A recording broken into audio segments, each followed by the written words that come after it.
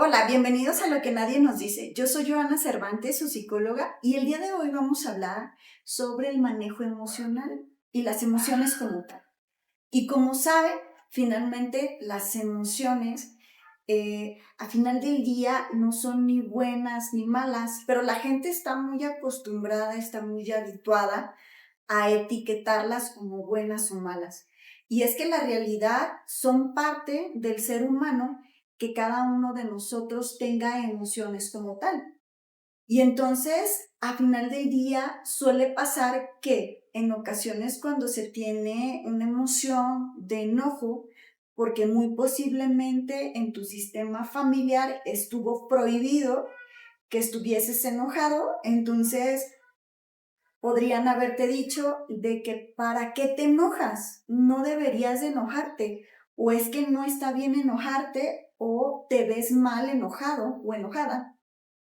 Y entonces, como socialmente o dentro de tu sistema familiar te hicieron saber que mostrar el enojo no estaba bien o estaba mal, entonces lo que hiciste es evitar de mostrar el enojo, y entonces lo que empezaste a mostrar fue la tristeza. Y como es esto, que es muy común que en lugar de mostrar o hacerte consciente que estás enojado, pues entonces es la tristeza la que comienza a aparecer, porque en tu sistema familiar te dijeron que no estaba bien mostrar el enojo, o viceversa. En tu sistema familiar te hicieron saber que no estaba bien mostrar la tristeza, que para qué tenías que estar triste, para qué tenías que estar llorando, si tienes todo, no necesitas nada, es que tienes vida, tu familia está bien. Entonces, ¿para qué tendrías que estar triste? No es necesario que estés triste. Y la realidad es que tanto el enojo como la tristeza son emociones que en algún punto, y tal vez podríamos pensar o creer que sin una razón aparente van a aparecer. Siempre hay una razón como tal, siempre va a haber un para qué están apareciendo. Tienen una función la tristeza y el enojo, y que te muestran que algo está pasando de manera interna, o hay una situación que no has podido resolver y que por consecuente se están mostrando estas emociones. Y entonces la gente ante esto pues tiene miedo en ocasiones a sentir la tristeza. Y es que es muy común que en la consulta los pacientes me mandan mensaje y me hacen saber que están muy tristes y que no saben qué hacer con esa tristeza. Y entonces yo les hago algunas recomendaciones de que pueden comenzar a escribir, o que simplemente lo que toca, si aparece el enojo, si aparece la tristeza, en ocasiones lo que toca es simplemente permitirte sentirla. ¿Para qué? ¿Para qué nos permitimos en un momento dado sentir el enojo y la tristeza? Esto en un momento dado para evitar estragos aún mayores. Estamos hablando de que entonces entre en una crisis de ansiedad porque no soy capaz en un momento dado de permitirme sentir ese enojo o permitirme sentir esa tristeza. Y entonces estoy racionalizando qué va a pasar en un momento dado si me pongo triste, o si me enojo, o si me permito sentir el enojo.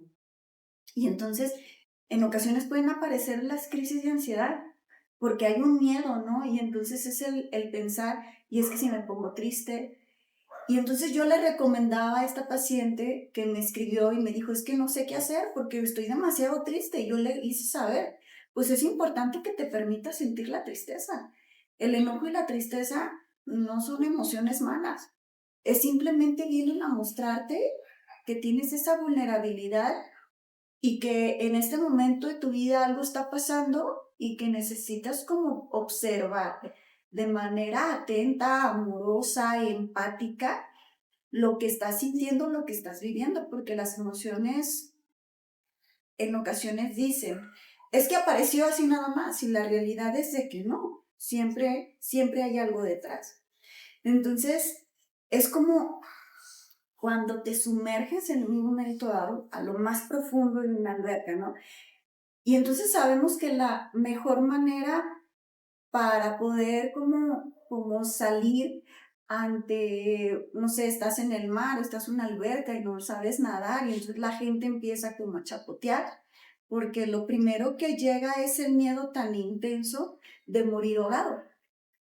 Y entonces eso es lo peor en un momento dado que puedes hacer, estar como pataleando, chapoteando. Entonces es tal vez permítete sumergirte hasta lo más profundo, es permitirte sumergir a lo más profundo del enojo, a lo más profundo del dolor, y es que te permitas sentirlo, te permitas llorarlo y tal vez puedas escribir qué fue lo que pasó, qué pasó.